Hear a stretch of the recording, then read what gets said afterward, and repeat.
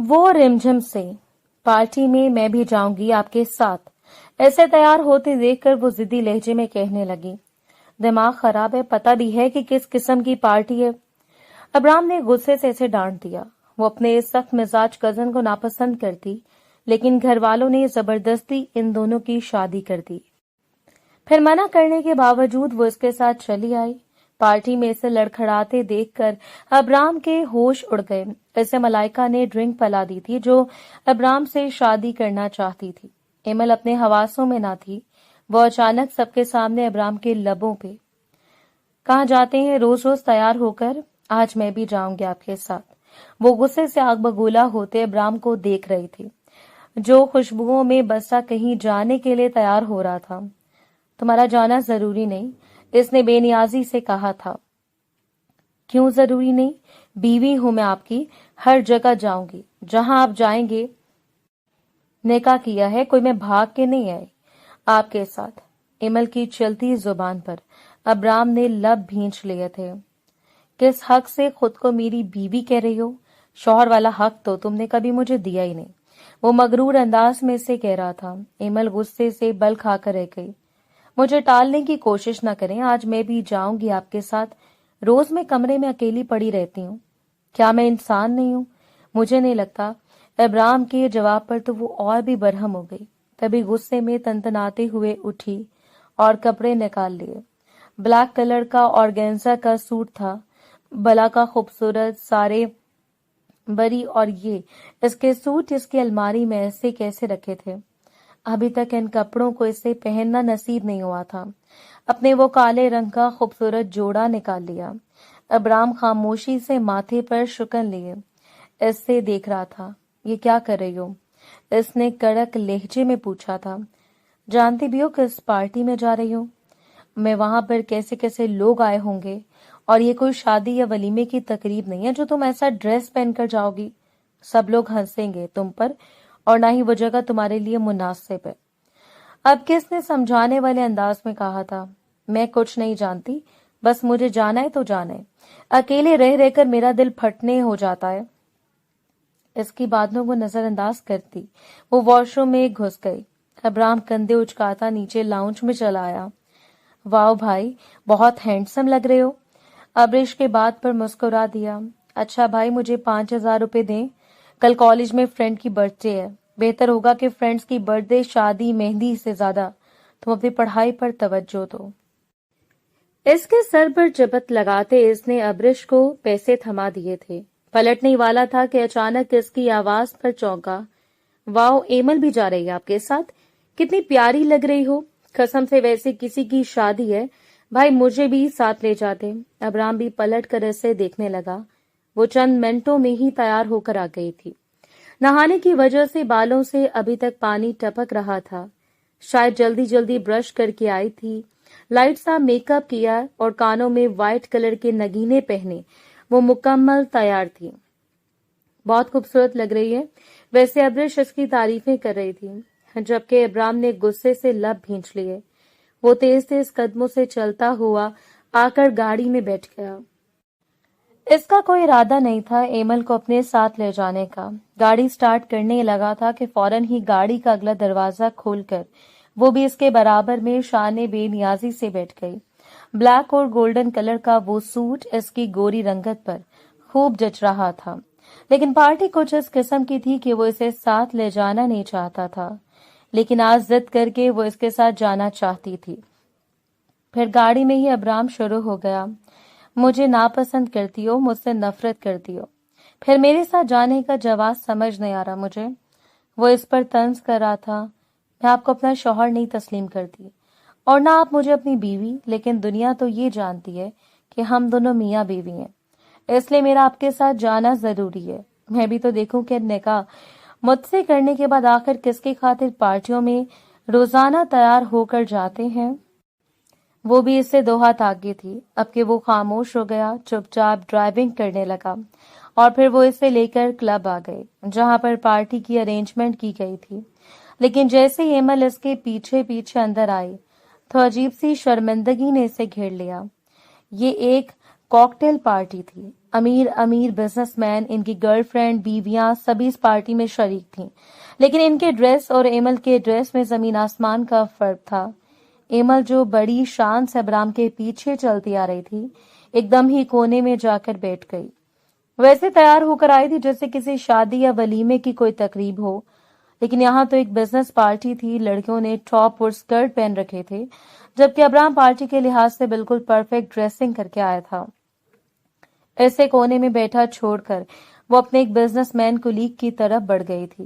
اس party میں ملائکہ بھی شریک تھی۔ ابرام کو دیکھ کر ایک دم ہی اس کا دل خوشی کے مارے اچھلنے لگا، لیکن جیسے ہی اس کے پیچھے آتی ایمل کو دیکھا تو اس کی آنکھوں میں حسد اور جلن کی آگ نے سر اٹھایا تھا۔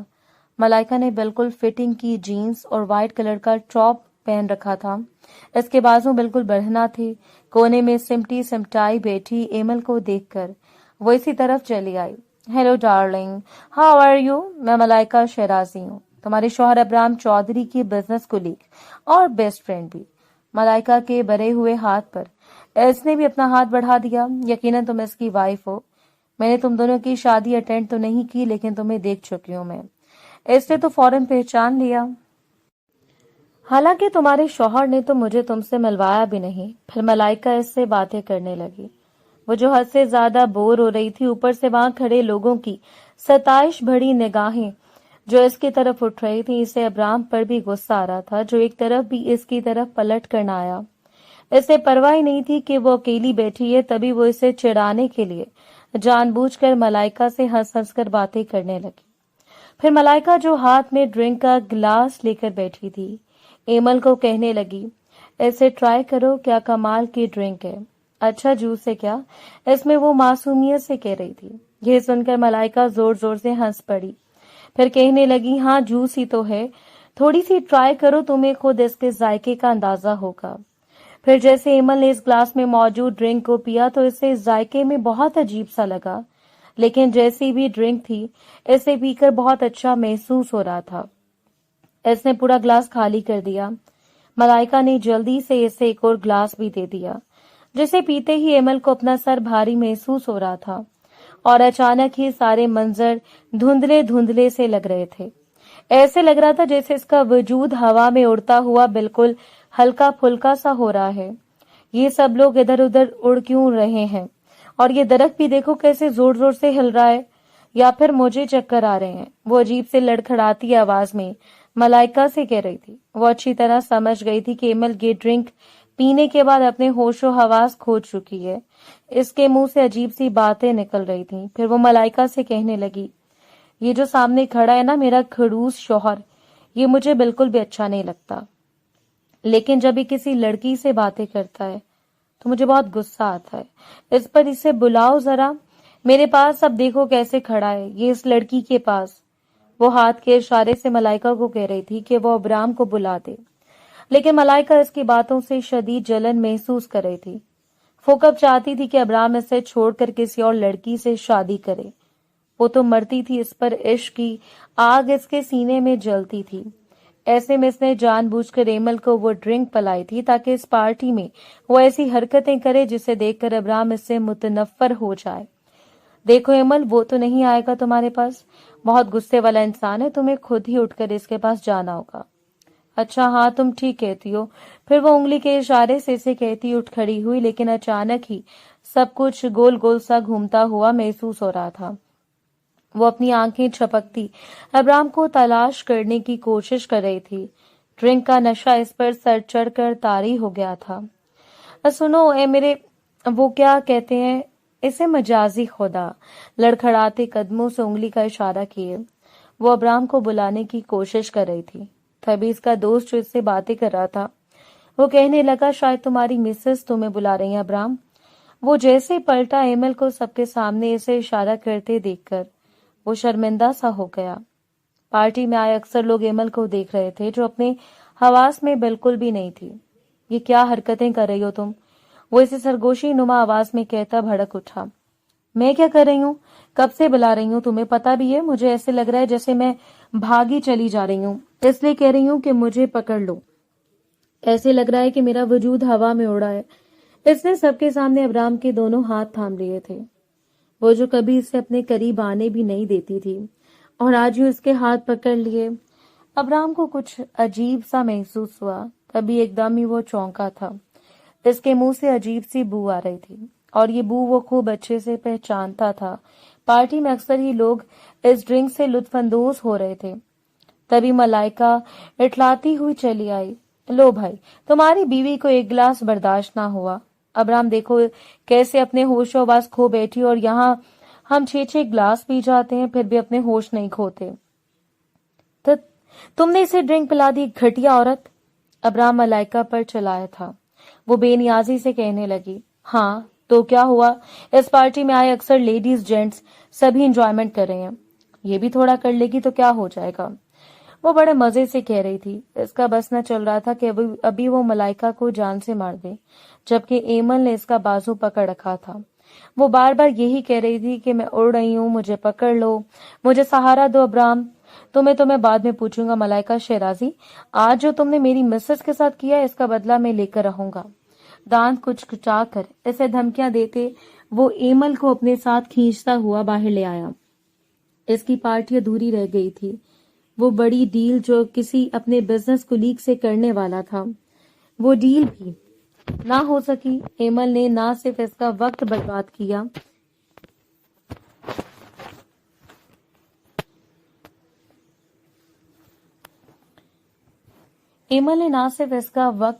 کیا تھا بلکہ پارٹی میں اس کی اچھی خاصی بےعزتی بھی ہوئی تھی۔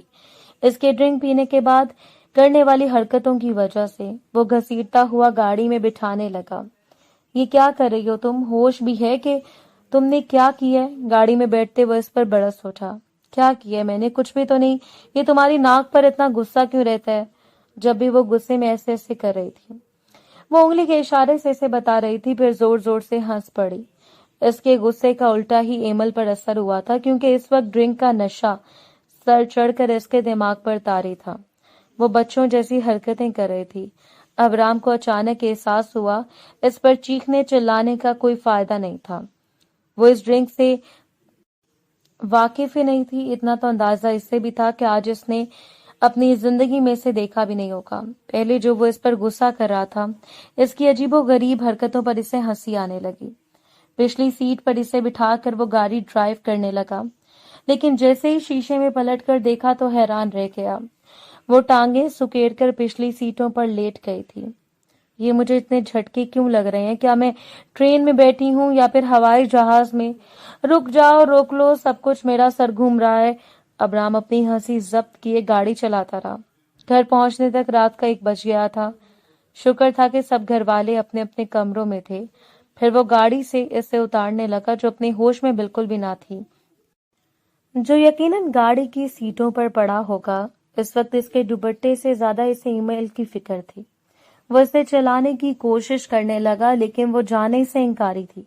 تبھی ابرام نے مجبوراً اسے اپنی باہوں میں اٹھا لیا۔ اگر وہ زیادہ دیر تک یہاں کھڑا رہتا تو کسی نہ کسی کو پتہ چل جاتا اس کی اس حالت کے بارے میں، اس لیے وہ بڑی خاموشی سے اسے کمرے میں لے آیا تھا۔ ابرام نے آتے ہی اسے بیڈ پر لٹا دیا۔ وہ بیڈ پر لیٹی چھت کو دیکھ کر خوامخواہ ہی مسکرائے جا رہی تھی۔ پاگل کہیں کی۔ ابرام کو اسے دیکھ کر ہنسی بھی آ رہی تھی اور ملائکہ کے اوپر غصہ بھی۔ اٹھو شاباش، کپڑے تبدیل کر کے سو جاؤ۔ اس نے ابھی تک وہی ریشمی کپڑے پہن رکھے تھے۔ اب پہنا دو مجھے کپڑے، یہاں چبھ رہا ہے کچھ۔ اس نے گردن کی طرف سے اپنی قمیض ہٹا کر اسے دکھائی تو وہ بھی تشویش میں پڑ گیا۔ اس کی قمیض کا ایک کونا بدن کی کھال پر لگ کر سرخ ہو گیا تھا۔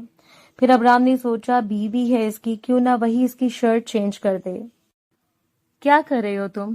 اگر میں یہ ہوش میں ہوتی تو کبھی تمہیں اس بات کی اجازت نہ دیتی، لیکن ایسا کرنے میں کوئی حرج بھی تو نہیں۔ بیوی ہے میری، محرم ہوں اس کا میں۔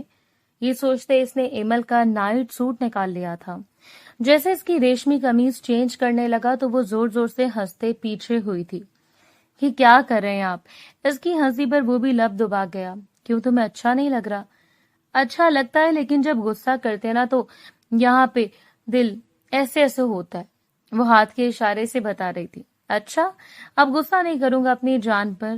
وہ اتنی نرمی اور پیار سے بولا کہ ایمل نے خوش ہو کر جھٹ سے اس کے گلے میں اپنی باہیں ڈال دیں۔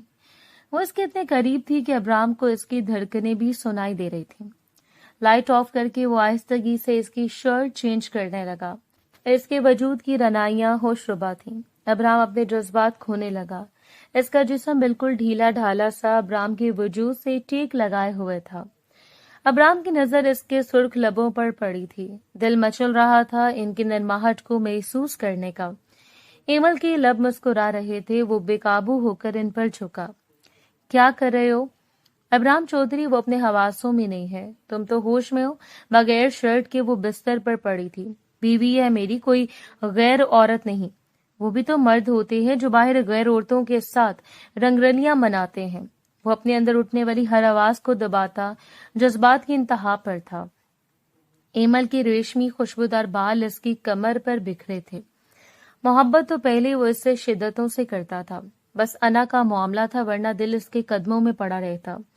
ہر وقت لڑنے والی جنگلی بلی آج ہنستے مسکراتے اور بھی پیاری لگ رہی تھی۔ اس کی دھڑکنوں کو محسوس کرتے وہ اپنے آپ کو بھول گیا تھا۔ 3 مہینے سے وہ اپنے جذبات کنٹرول کیے اس کمرے میں اس کے ساتھ رہ رہا تھا، لیکن آج وہ سب کو بھول گیا۔ ایمل کو کوئی ہوش نہ تھا، وہ بے سود بستر پر پڑی تھی۔ ابرام کو اچھی طرح اندازہ تھا جب اسے ہوش آئے گا تو کیا طوفان آنے والا ہے۔ صبح جیسے وہ سو کر اٹھی، اسے اپنا سر بہت بھاری محسوس ہو رہا تھا۔ ابھی ابھی وہ اپنے آپ کو بہت بوجھل اور نیند میں محسوس کر رہی تھی۔ نظر سیدھی وال کلاک پر پڑی تو حیران رہ گئی۔ دوپہر کے 2 بج رہے تھے۔ ذہن پر زور ڈالنے کی کوشش کی کہ وہ آج اتنی دیر تک کیوں سوتی رہی، جیسے کوئی فلم سی چلنے لگی۔ وہ پارٹی میں گئی تھی ابراہم کے ساتھ، لیکن اس کی دوست ملائکہ نے اسے کوئی ڈرنک پلائی، جس کے بعد اس سے کوئی ہوش نہ رہا۔ تبھی اس کی نظر اپنے کپڑوں پر پڑی۔ وہ حیرت سے اچھل پڑی۔ اس سے اپنا نائٹ سوٹ، ٹراؤزر، شرٹ پہن رکھی تھی۔ یہ کس نے چینج کیے میرے کپڑے؟ جو ہی سر تھامتے اٹھنے لگی، اچانک اپنے جسم میں ایک عجیب سا درد محسوس کیا۔ تبھی اس کی نظر بیڈ شیٹ پر پڑی جو چینج کی گئی تھی۔ جیسے واش روم میں نہانے آئے بہت سے راز اس پر افشا ہوئے تھے۔ شاور کے نیچے بات لیتے اس پر نشے کا خمار بھی اتر رہا تھا۔ اس کا بدن ہولے ہولے کانپ رہا تھا۔ رات کو اپنے ہوش کھو بیٹھی تھی ملائکہ کی ڈرنک سے، لیکن اتنا اسے پتہ چل گیا تھا کہ ابرام نے اس کی بے ہوشی کا بھرپور فائدہ اٹھایا تھا۔ وہ جو اس کی پرچھائی بھی اپنے اوپر پڑنے نہیں دیتی تھی، اور رات کو وہ ہر حد پار کر چکا تھا۔ بستر پر بیٹھی وہ ساکت تھی۔ تبھی دروازہ کھول کر ابراہم چلا آیا۔ نہا دھو کر کپڑے چینج کیے وہ خاموش بیٹھی اٹھ گئی۔ تم ابھی بھی نشہ اترا ہے تمہارا یا نہیں؟ وہ نرمی سے مسکرا کر اس سے کہہ رہا تھا۔ ایمل نے نفرت بھری نظروں سے اسے گھورا تھا۔ وہ اسے نشے کا فائدہ اپنے خوب اٹھایا۔ Mister Abram Chaudhary, shame on you. بکواس بند کرو اپنی۔ میں نے کچھ نہیں کیا، وہی کیا جس کی تم نے خواہش کی۔ ابرام نے بھی اسے اس کے لہجے میں جواب دیا۔ ایمل کی آنکھیں آنسو سے بھر گئیں۔ جب میں نے سہاگ رات میں آپ کو یہ حق دینے سے انکار کر دیا تھا تو آپ نے میری ایسی حالت کا فائدہ اٹھا کر میرے ساتھ یہ سب کیا۔ آپ ایک ریپسٹ ہیں۔ بے ہوشی کی حالت میں آپ نے میرا ریپ کیا ہے۔ وہ روتے ہوئے تڑپ رہی تھی۔ ابرام سنسا کھڑا رہ گیا۔ اس نے اس بات کا اندازہ پہلے ہی لگا لیا تھا کہ وہ ہوش میں آنے کے بعد شدید رد عمل دے گی، لیکن ایمل اس پر ایسے الزام لگائے گی یہ اس نے نہیں سوچا تھا۔ اس کے اس قدر سنگین الفاظ پر وہ بہت غصے میں تھا۔ فوراً اس کا بازو دبوچا تھا۔ ہوش بھی ہے کہ کیا کہہ رہی ہو تم؟ میں شوہر ہوں تمہارا، کوئی غیر انسان نہیں جو اس معمولی سی بات پر تم اتنا شدید ریئیکٹ کر رہی ہو۔ ایمل نے آگ برساتی نظروں سے اسے دیکھا تھا۔ نفرت کرتی ہوں میں آپ سے، آج بھی اور کل بھی۔ زندگی نہ گزارنے کا فیصلہ کیا تھا میں نے آپ کے ساتھ، تو پھر آپ نے یہ سب کیوں کیا؟ میرے ساتھ زبردستی کی ہے آپ نے۔ آپ ایک گناہ گار انسان ہیں۔ گناہ کیسے؟ اپنی بیوی سے حق ہی تو وصول کیا ہے اپنا۔ میں نے کچھ غلط نہیں کیا، وہ مطمئن تھا۔ اب زیادہ رونے دھونے کی ضرورت نہیں، امی بلا رہی ہیں تمہیں کھانے پر۔ ابرام کے کہنے پر وہ گھٹنوں میں منہ چھپا کر رو رہی تھی۔ سب سے زیادہ غصہ اسے ملائکہ پر آ رہا تھا، جسے اس کی معصومیت کا فائدہ اٹھا کر اسے وہ ڈرنک پلائی تھی۔ ایمل کو روتے دیکھ کر ابرام کے دل کو تکلیف ہو رہی تھی۔ تبھی وہ اس کے پاس آ کر بیٹھ گیا۔ کیوں اتنا رو رہی ہو؟ تم خود حواسوں میں نہیں تھی، میرے لیے اتنے قریب ہو رہی تھی کہ میں اپنے جذبات کے آگے مجبور ہو گیا۔ مانا غلطی میری ہے، لیکن کوئی گناہ تو نہیں کیا نا میں نے۔ جائز رشتہ ہے میرا تم سے، دل کی شدتوں سے چاہتا ہوں بچپن سے تمہیں، لیکن تمہاری نفرت دیکھ کر مجھے اپنی محبت سے چڑ ہونے لگی۔ ابرام نے اس کے نازک ہاتھوں کو تھام لیا جو بہت سرد ہو رہے تھے۔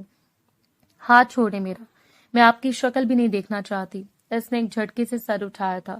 اس نفرت کی وجہ جان سکتا ہوں میں؟ ایمل نے سرخ آنکھوں سے اس کی طرف دیکھا تھا۔ جانتے ہیں ابھی اچھی طرح سے آپ اس کی وجہ۔ ابراہم چونک گیا۔ ایک دم اسے کچھ یاد آیا تھا۔ وہ 8 سال کی تھی جب اپنی ماں کے ساتھ ابراہم چودھری کے گھر آئی تھی۔ وہ اس کی سگی پھپھو کی بیٹی تھی۔ ابراہم کی ماں کمل بیگم نے اپنی نند زینت کو گلے لگایا تھا۔ وہ روتی پیٹتی اپنے گھر سے آئی تھی۔ میں برباد ہو گئی بھابھی، ہائے اتنے سال میں نے یوں ہی برباد کر دی اس شخص کے پیچھے، اور وہ وہاں 5 سال پہلے شادی کر چکا۔ وہ سسک کر رو رہی تھی۔ ایمل ماں روتا دیکھ کر سہمی ہوئی تھی۔ حوصلہ کرو زینت، اس بغیرت انسان کے پیچھے کیوں رو رو کر خود کو ہلکان کرے گو؟ کیسے نہ رو بھابھی، میری بچی، کون رکھے گا اس کے سر پر ہاتھ؟ 8 سال کے ہونے کے باوجود کبھی اس نے اپنے باپ کو نہیں دیکھا۔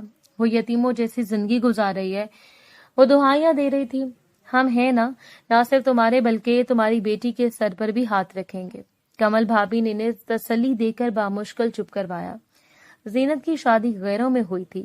راشد علی ایک بڑا لالچی انسان تھا۔ جیسے اس کی شادی ایک امیر خاندان میں ہوئی، اس نے زینت کو پیسوں کے لیے پریشان کرنا شروع کر دیا۔ تم اپنے بھائیوں سے پیسے لو، میں باہر ملک جانا چاہتا ہوں، ایسے ہم دونوں کے حالات بدل جائیں گے۔ زینت اپنے بھائیوں کی اکلوتی بہن تھی۔ ایک درخواست لے کر بھائیوں کے پاس آئی تو انہوں نے بھی پیسے دینے سے انکار نہیں کیا، کیونکہ راشد علی ابھی تک کوئی نوکری نہیں کرتا تھا، جبکہ زینت اسے بہت محبت کرتی تھی۔ بہن کی خوشی کے لیے وقار اور عمار نے پیسوں کا بندوبست کر کے اس کے باہر جانے میں مدد کر رہے تھے، اور وہ دوسرے ملک چلا گیا۔ وہاں جانے کے کچھ عرصے تک وہ پیسے بھجواتا رہا۔ اس دوران زینت حاملہ بھی ہو گئی، لیکن وہ ایک دفعہ بھی واپس نہیں آیا۔ پھر اس نے اپنی بیٹی کو جنم دیا۔ بڑے پیار سے اس کا نام اس نے احمد رکھا تھا، لیکن اس راشد علی کو گئے ہوئے 4 سال ہو گئے تھے، ابھی تک وہ ایک دفعہ بھی نہیں آیا تھا۔ پھر آخری بار 5ویں سال وہ واپس آیا۔ وہ پہلے سے زیادہ ہینڈسم اور خوبصورت ہو گیا تھا، بہت ہی چھٹی رنگت اور اونچا لمبا قد۔ زینت اس کے وجیح چہرے پر ہی تو مرتی تھی۔ باہر کے ملکوں میں خوبصورت حسیناؤں کو دیکھ کر اسے اپنی بیوی بہت کمتر لگ رہی تھی۔ کچھ دن بیوی کے ساتھ گزار کے پھر سے نوکری کا بہانہ کر کے وہ واپس بیرون ملک چلا گیا۔ پھر کئی سال بعد اس کی دوسری شادی کی خبر آئی۔ وقار اور عمار بہت غصے میں تھے۔ زینت روتی پیٹتی بھائیوں کے پاس چلی آئی۔ اب تو اس کی بیٹی بھی 10 سال کی ہو گئی تھی۔ وقار کے 3 بچے تھے، جبکہ عمار کی ایک ہی بیٹی تھی۔ ابراہم، ابرش، زرش، یہ تینوں وقار کے بچے تھے، جبکہ مشال عمار کی بیٹی تھی، اور اب فضیلت ہی انہی کے گھر میں رہنے لگی۔ چودھری اینڈ سنس ہاؤس میں ابراہم ایک ہی بیٹا تھا۔ اس چودھری ہاؤس میں اس لیے اس کے نخرے بھی آسمان کو چھوتے تھے۔ ایمل کو بہت عجیب لگ رہا تھا اپنا گھر چھوڑ کر یہاں آ کر رہنا۔ وہاں اس کی اماں، وہ دونوں تنہا رہتے تھے، لیکن یہاں پورا گھر بھرا ہوا تھا۔ وہ زرش اور ابرش کے ساتھ تو کھیل لیتی، لیکن مشال اس سے چڑھتی تھی۔ اب کیا تم ہمارے گھر میں رہو گی؟ 11 سالہ مشال اسے ناک چڑھاتے ہوئے کہہ رہی تھی۔ وہ کچھ نہ کہہ سکی۔ ابراہم چھوٹا تھا تو غصے کا بہت تیز تھا، جان بوجھ کر اسے ستاتا۔ ایمل کو اس لڑکے سے بہت ڈر لگتا تھا۔ ایک دن وہ لان میں کرکٹ کھیل رہا تھا، جب بول پڑتی تو وہ اسے پھولوں کے پاس بیٹھی ایمل کے سر پر جا لگی۔ اس نے وہیں پر زور زور سے رونا شروع کر دیا۔ یہ دیکھ کر ابراہم گھبرا گیا۔ چپ ہو جاؤ، اگر کسی کو بتایا تو میں یہ تمہارے سر پر ماروں گا۔ اس نے بلہ ہوا میں لہرایا۔ وہ وہیں پر ڈر کر چپ ہو گئی، لیکن پھر کافی دن تک اس کے سر میں درد ہوتا رہا۔ اب ابراہم کو اسے ستانے میں مزہ آتا، کیونکہ اس کی آنکھیں خوف سے پھیل جاتی اور چہرہ زرد ہو جاتا تھا۔ ویسے بھی لاکھ ماموں کا گھر ہونے کے باوجود اسے یہاں رہنا بالکل بھی اچھا نہیں لگتا تھا۔ پھر ایک دن مشال نے اسے بازوں سے پکڑ لیا۔ آخر تم اپنے گھر کب جاؤ گی؟ تم یہاں پر کیوں رہتی ہو؟ یہ تو ہمارا گھر ہے۔ ایمل کا چہرہ زرد ہو گیا۔ تبھی اس نے ابراہم کی طرف دیکھتے ہوئے کہنے لگا، اب بھی کبھی اپنے گھر نہیں جائے گی؟ مجھے پتا چل گیا اس کے باپ نے دوسری شادی کر لی ہے، اب اس کا باپ کبھی ہمارے پاس نہیں آئے گا۔ یہ بات کمل بیگم نے بھی سن لی تھی۔ تبھی وہ ایک دم چلائی تھی، ابراہم خاموش ہو جاؤ، یہ کیسی باتیں کر رہے ہو؟ ماں کے کہنے پر وہ ڈر گیا۔ کمل نے اسے گھور کر دیکھا تھا، پھر ایمل کا ہاتھ تھام کر کہنے لگی، یہ تو بہت بے وقوف ہے، اس کی باتوں پر پریشان ہونے کی ضرورت نہیں۔ چھڑاؤ، تمہیں تمہاری مما بلا رہی ہیں بیٹا۔ لیکن مشال جس نے حقارت سے دیکھا تھا، وہ نگاہیں اس کے معصوم ذہن پر ثبت ہو گئی تھیں۔ پھر یہیں پر اس نے اسکول میں داخلہ لے لیا اور زندگی کے دن گزارنے لگی۔ इन दोनों को एक अलग से कमरा मिल गया। कई साल गुजर गए, अब सब बच्चे जवान हो गए थे, लेकिन अब्राहम अभी भी वही चीखता चिल्लाता गुस्सा करने वाला नौजवान था जिसके गुस्से से वो बहुत खौफ खाती थी। जब मिशाल ने इसे तंग करना शुरू किया, इसने भी फिर इसे जवाब देना शुरू कर दिया। लेकिन ये हकीकत इसे बाद में पता चली थी कि मिशाल अब्राम को बहुत पसंद करती है। अगर इसे शॉपिंग करने जाना होता तो अब्राम के साथ कॉलेज जाना होता तो वो भी अब्राम के साथ। जरिश और अब्रिश का रवैया इसके साथ बहुत बेहतर था, लेकिन मिशाल इस पर बिला वजह अपनी हाकमियत झाड़ती। एक दिन इसकी कॉलेज वैन न आई तो अम्मी ने अब्राहम को कह दिया, बेटा तुम एमल को कोई कॉलेज छोड़ दो, इसका बहुत अहम टेस्ट है। अब्राहम ने नाक चिढ़ाई, मुझे ऑफिस से देर हो जाएगी फूफो। तभी कमल बेगम ने इसे घूरा था। हाँ तो तुम्हारा ऑफिस भी वहीं पर है, रास्ते में तो पड़ता है। एमल का कॉलेज जाओ, ले जाओ इसे, वो इंतजार कर रही है। बेचारी वो जो दिल ही दिल में बेजोताब खा रही थी कि अभी मेरी जगह मिशाल होती तो वो कभी भी इसे लेकर जाने में आर महसूस न करता। गुस्से में जाकर वो पिछली सीट पर बैठ गई थी। तुम्हारा ड्राइवर नहीं हूं मोहतरमा, आगे आकर बैठो। इसने इस कदर नखों से कहा कि एमल को दिल ही दिल में रोना आने लगा। तभी वो उठी और धम से आकर बैठ गई और मुंह दूसरी तरफ कर लिया। अब्राम जेरे लब मुस्कुरा दिया। इस पर रूठी रूठी सी लड़की बहुत अच्छी लगती थी। पहले तो इसे अपने दिल की कैफियत पता ही न चला कि वो दिल ही दिल में इसे मोहब्बत कर बैठा है। लेकिन जब मिशाल ने इसे एक दिन कहा कि अब्राम तुम मुझे बहुत अच्छे लगते हो, पता तायाबू और बाबा कह रहे थे कि वो हम दोनों की मंगनी कर देंगे। अब्राम ये सुनकर हैरान रह गया। इसने कभी भी मिशाल के हवाले से ऐसे ख्वाब नहीं देखे थे, जबकि दिल की सरजमीन पर तो किसी और का ही राज था। वो बंद आंखों से सोचने लगा, तभी इसके सामने एमल आ गई।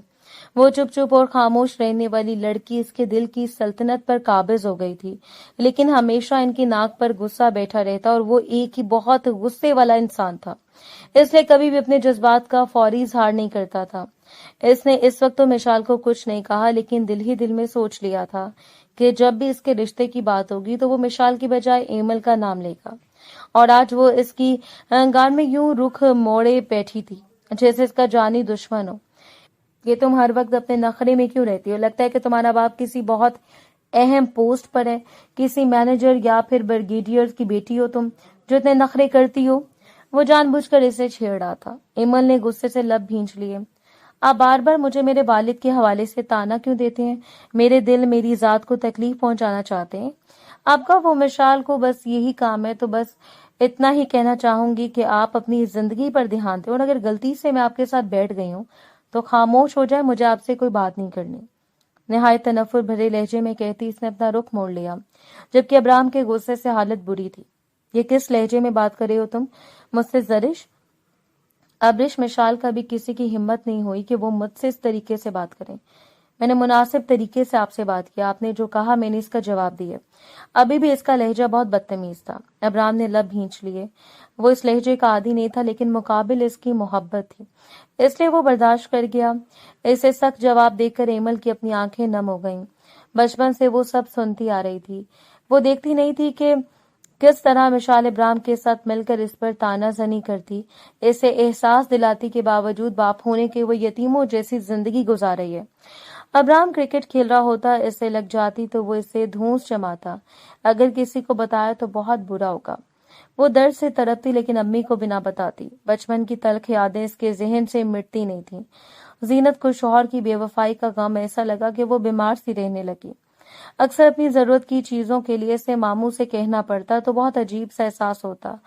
हालांकि वो सब इन दोनों माँ बेटी का बहुत ख्याल रखते थे। अब्राहम जो शुरू से ही एक गुस्से वाला इंसान था, वो इसके गुस्से से खौफ खाती थी। कॉलेज में नोटिस वगैरह की जरूरत होती दोस्तों से, इसलिए इसने एक मोबाइल ले लिया था।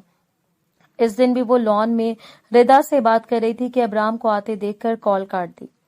वो अंदर जाने को थी जब अब्राहम ने इसका रिश्ता रोक लिया। किससे बात कर रही थी तुम? वो तेज लहजे में इससे पूछ रहा था, गोया शक कर रहा हो। आपसे मतलब? वो अंदर जाने को थी कि इसके मोबाइल पर फिर से रिदा की कॉल आने लगी। जिस करो कॉल मेरे सामने अभी। इसके गुस्से भरे लहजे पर एमल की आंखों में आंसू आ गए। क्या आप अपनी बहनों और कजनों से भी ऐसे बात करते हैं जिस तरीके से मुझसे बात कर रहे हैं? एमल ने भरी हुई आंखों से इसे देखा था, लेकिन अब्राहम ने जैसे इसकी बात सुनी नहीं थी। मैं कुछ नहीं जानता, अभी कॉल उठाओ, मैं भी तो देखूं कि इस वक्त रात को तुम किससे बात कर रही थी। वो रास्ते से ना हटा तो एमल ने कॉल पर ردا میں تم سے بعد میں بات کرتی ہوں. اس کی آواز لرز رہی تھی. ابراہم کو بھی اطمینان نے گھیرا کہ یہ لڑکی جانتی نہیں کہ میں اس کے عشق میں خود کو پاگل کر بیٹھا ہوں. وہ اس سے محبت کرتا تھا لیکن ایمل اس سے سخت چڑھتی تھی. وہ ابراہم کے غصے کو دیکھ کر اس سے نفرت کرنے لگی اور جوان ہونے کے بعد تو اس سے خار کھانے لگی تھی. جیسے وہ اسے کہیں دکھائی دیتا تو فوراً ادھر ادھر ہو جاتی.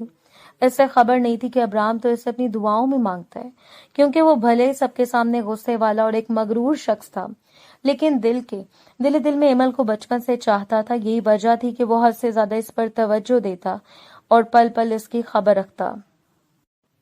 ایمل گریجویشن کر رہی تھی تو مشال یونیورسٹی میں پڑھ رہی تھی، جبکہ زرش اور ابرش بھی اس کے ساتھ کالج میں جاتی تھی. اور ابراہم نے اپنی ایجوکیشن کمپلیٹ کرنے کے بعد اپنے بابا کا بزنس سنبھال لیا تھا. اب وہ پہلے سے زیادہ میچور اور ذمہ دار ہو گیا تھا. گوگے غصہ تو ابھی بھی اس کے ناک پر دھرا رہتا تھا، لیکن پہلے والی بات نہ رہی تھی، اس لیے کہ وہ گھر پر کم ہی نظر آتا. پوری توجہ وہ اپنے بزنس پر لگانا چاہتا تھا کیونکہ اس خاندان کا اکلوتا وارث تھا. دوسری طرف ایمل سوچتی بھلے ہی امی نے ساری زندگی اپنے بھائیوں کے گھر گزاری ہے، لیکن وہ ہرگز اپنے ماموں کے گھر اپنی زندگی نہیں گزارے گی، بلکہ جیسے اپنے قدموں پر کھڑی ہوگی وہ ایک الگ گھر لے لے گی. اور اس کے آگے کے حوالے سے بڑے بڑے خواب تھے، لیکن اچانک ہی زرش اور ابرش نے شور مچا دیا کہ اب بھائی کی شادی ہو جانی چاہیے. کمل بیگم اور ان کے شوہر بھی یہی سوچتے تھے، لیکن اب رام کہنے لگا کہ نہیں، پہلے ابرش کی شادی ہوگی، اس کے بعد میری. لیکن میرے لیے کسی کو پریشان ہونے کی ضرورت نہیں، میں نے ایک لڑکی دیکھ رکھی ہے. وہ بڑے مزے سے کہہ رہا تھا. لاؤنج میں سب بیٹھے تھے، لیکن ایمل ہمیشہ کی طرح یہاں سے غائب تھی. مشال یہ سن کر زیر لب مسکرائی تھی.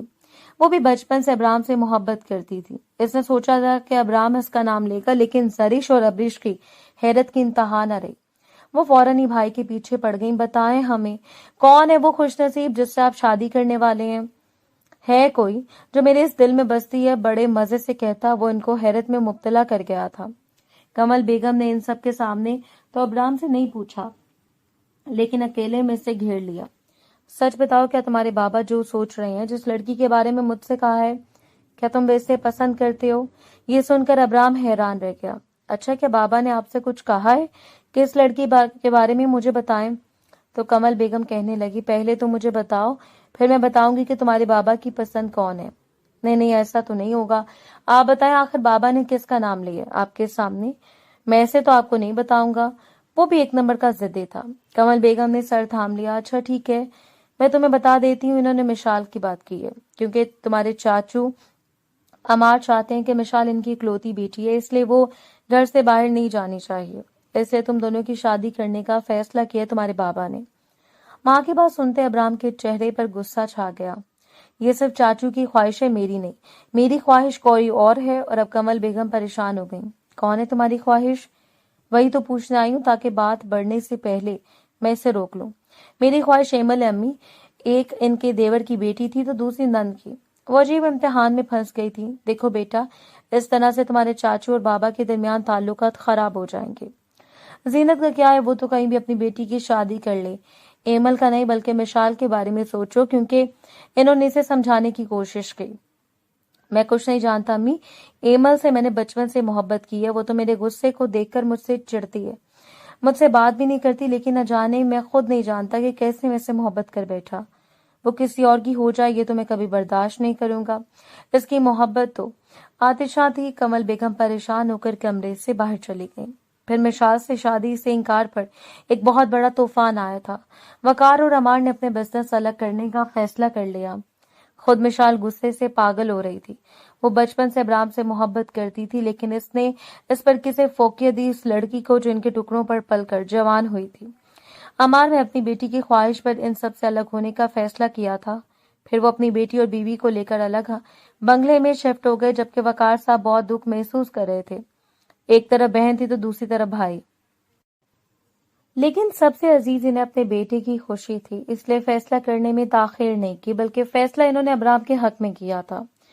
دوسری طرف ایمل غم و غصے سے پاگل ہو رہی تھی. وہ اس جنونی غصے والے انسان سے ہرگز شادی نہیں کرنا چاہتی تھی. یہ کیا کر رہی ہیں آپ؟ بجائے میری خواہش کو سمجھتے ہوئے اپنے بھائی کو منع کرنے کے، آپ کہہ رہے ہیں کہ میں اب آرام سے شادی کر لوں. زہر لگتا ہے مجھے وہ انسان. وہ اپنی ماں کو بتا کر تھک گئی تھی. لیکن ان پر ایک ہی دھن سوار تھی کہ اگر وہ تمہیں اپنی بہو بنا رہے ہیں تو یہ ان کا احسان ہے، دیکھ لو۔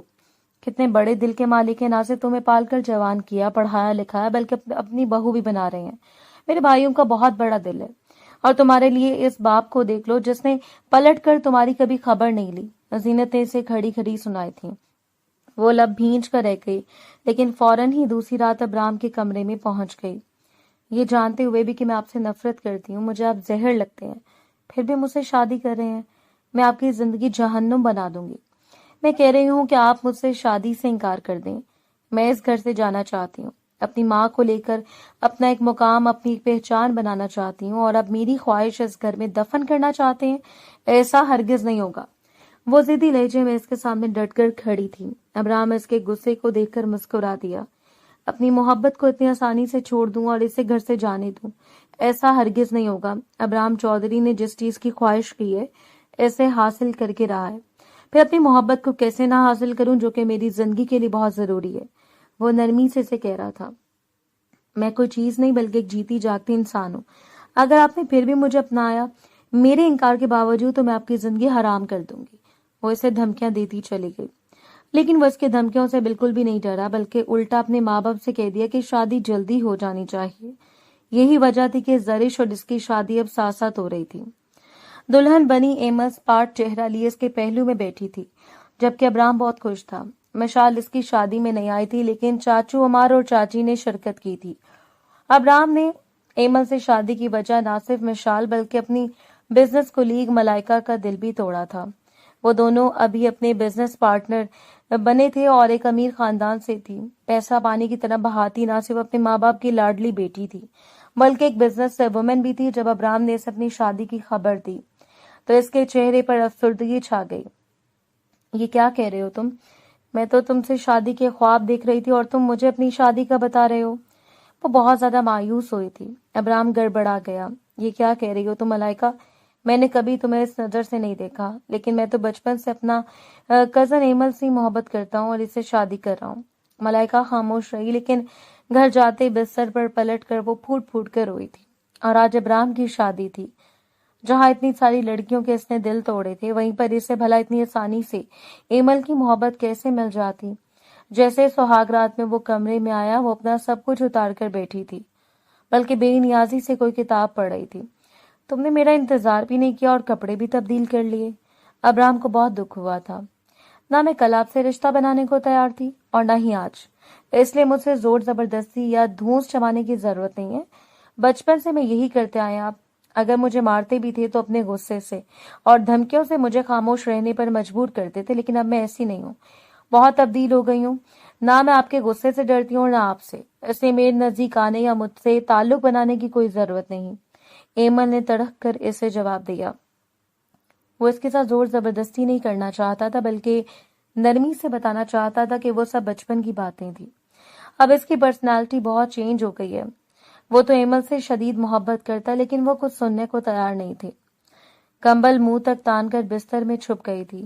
وہ گہری سانس بھر کر رہ گیا۔ پھر کافی مہینے گزر گئے، لیکن وہ اس سے کوئی رشتہ بنانے کو تیار نہیں تھی، بلکہ ہر وقت لڑتی جھگڑتی رہتی۔ زرش کی شادی ہونے کے بعد اب گھر میں امی اور ابرش ہی تھے، لیکن وہ سارا دن کمرے میں پڑی رہتی۔ زینت بیگم بھی اپنے کمرے میں رہتی، کبھی عمار کے گھر چلی جاتی تو کبھی یہاں پر رہنے آ جاتی، لیکن 2 مہینے سے وہ دیکھ رہی تھی کہ وہ روزانہ تیار ہو کر کبھی کہیں جاتا ہے تو کبھی کہیں، اور وہ اکیلے کمرے میں ایسی پڑی رہتی ہے جیسے کوئی فالتو سامان ہو۔ اس سے ضد میں آ کر اس کے ساتھ آج پارٹی میں چلی آئے، لیکن اسے کیا پتا تھا کہ کچھ اور ہی ہو جائے گا۔ اتنے دنوں سے ضد میں آ کر جب وہ اس کے قریب نہیں گئی تو نشے کی حالت میں دیکھ کر ابرام نے اپنی خواہش اس سے پوری کر لی، اور کیسے نہ کرتا، آخر کو اس کا شوہر تھا۔ 3-4 مہینے ہو گئے تھے ان کی شادی کو، لیکن ابھی تک اس نے خود پر ضبط کیا تھا، برداشت کی تھی، لیکن جب وہ خود اس کے قریب آئی تو وہ بھی اپنے آپ کو نہ روک سکا۔ لیکن ایمل کو شدید غصہ آ رہا تھا، تبھی وہ اس سے اس کی نفرت کی وجہ پوچھ رہا تھا، اور وجہ بڑی عجیب تھی۔ وہ کہہ رہی تھی کہ اس کا غصہ ہی اس کی نفرت کی وجہ ہے، کیونکہ وہ ایک نرم دل مہربان انسان سے شادی کرنا چاہتی تھی، کسی غصے والے انسان سے نہیں۔ لیکن ابرام کا غصہ آسمان کو چھوتا تھا، اس لیے وہ اس سے بہت چڑ محسوس کرتی تھی، لیکن اب تو شادی ہو گئی تھی اور وہ ایک رشتے میں بن چکے تھے۔ 3 दिन से वो सदमे में थी, कमरे से बाहर भी ना निकली। ये जानने के बाद कि इसकी हालत का फायदा उठाकर अब्राहम ने ना सिर्फ इसके कपड़े तब्दील किए बल्कि अपनी ख्वाहिश भी पूरी की। कमल बेगम समेत अब्रिश भी इसे 2-3 दफा बुलाने आई, लेकिन वो कमरे से बाहर ना निकली बल्कि मुंह बसोड़कर बिस्तर में लेटी रही। इसका किसी से भी बात करने को दिल नहीं चाह रहा था। मजबूर होकर कमल बेगम ने इसकी माँ जीनत को घर बुला लिया। न जाने क्या हुआ, एमल को बहुत गुस्से में लग रही है, कहीं बुखार हो रहा है इससे, किसी से बात भी नहीं कर रही। आप ही जाकर पूछें इससे। अब्राहम भी कुछ नहीं बता रहा। अम्मी को सामने देखकर वो इसके गले लग गई। फिर जीनत बेगम ने गुस्से से देखा। ये क्या हरकतें हैं तुम्हारी एमल? तुम क्यों अपनी माँ को जलील करवाना चाहती हो? बाप ने तो कोई कसर ना छोड़ी, अब तुम तो कम से कम इसके गंदे खून पर ना जाओ। अम्मी ये क्या कह रही हैं आप? माँ की बात सुनकर इसकी आंखों में आंसू आ गए। मैं सच कह रही हूँ, इन लोगों ने इतनी इज्जत से तुम्हें अपने घर की बहू बनाया। भले ये मेरे भाई भाभी का घर है, लेकिन जिस तरह से मैंने बेवा ना होते हुए एक बेवा वाली जिंदगी गुजारी है, कि मैं जानती हूँ अपने शौहर की वजह से मैंने जितनी जिल्लत उठाई है, खुदा ऐसा शौहर किसी औरत को ना दे। तुम खुश नसीब हो कि तुम्हें अब्राहम जैसा शौहर मिला है। भले गुस्से का वो थोड़ा तेज है, लेकिन मेरा भतीजा लाखों में एक है। कैसे पूरे खानदान से लड़ झगड़ कर इसने तुम्हें हासिल की है, इसलिए कि वो तुमसे बचपन से मोहब्बत करता है और हैरत से अपनी माँ को देख रही थी। इसके सामने आज ही इंकशाफ हुआ था। ये क्या कह रहे हैं आप? यहाँ ये ऐसा कुछ नहीं हुआ, इन्होंने सिर्फ जिद में आकर मुझसे शादी की है। कैसी जिद?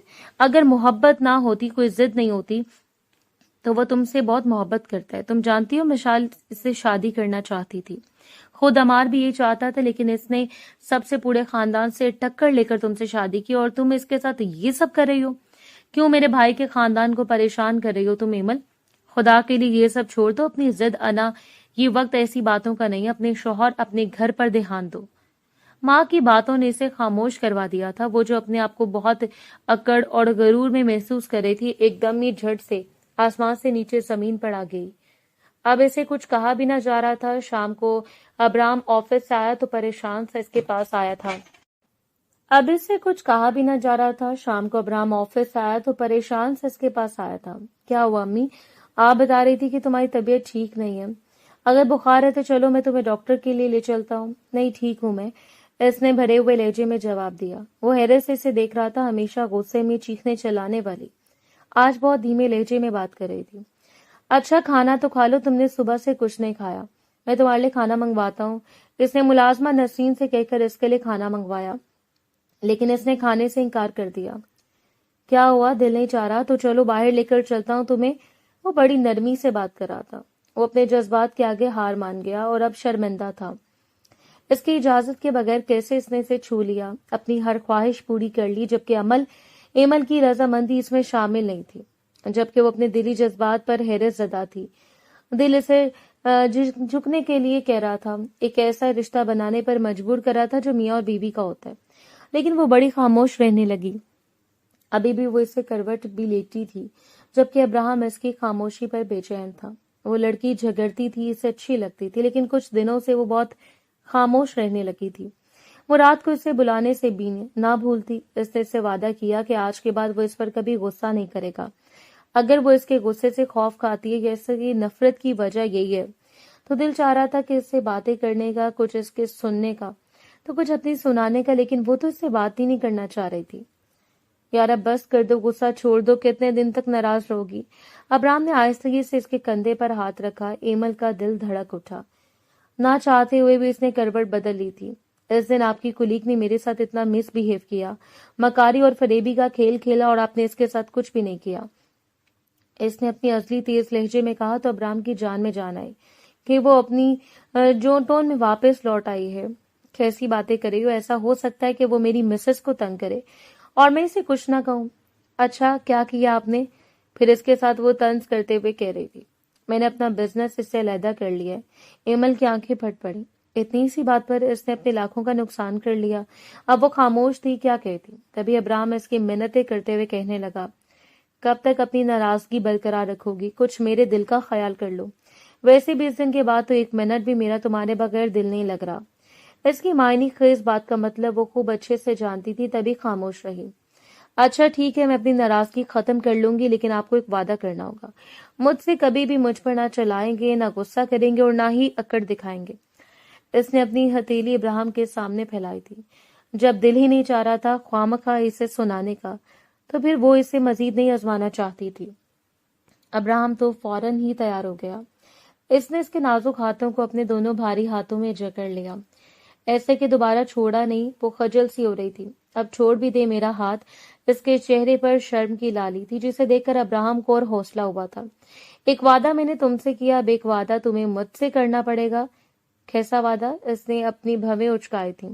وعدہ یہ ہے کہ اب تم کبھی مجھے نہیں ستاؤ گی اور نہ ہی اتنا تڑپاؤ گی، کیونکہ میں بھی انسان ہوں یار، کہاں تک صبر کروں۔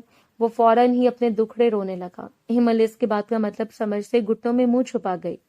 تمہاری خاموشی بتا رہی ہے کہ تمہیں یہ بات منظور ہے۔ ابراہم نے اسے اپنے بازو میں گھیرے میں لیا۔ ہمل نے اپنی خوبصورت آنکھیں اٹھا کر اسے دیکھا تھا۔ ویسے اتنا بھی برا نہیں، اس لیے آزمانے میں کوئی حرج نہیں۔ دل کی آواز پر گھبرا کر اس نے ابراہم کے سینے میں منہ چھپا لیا۔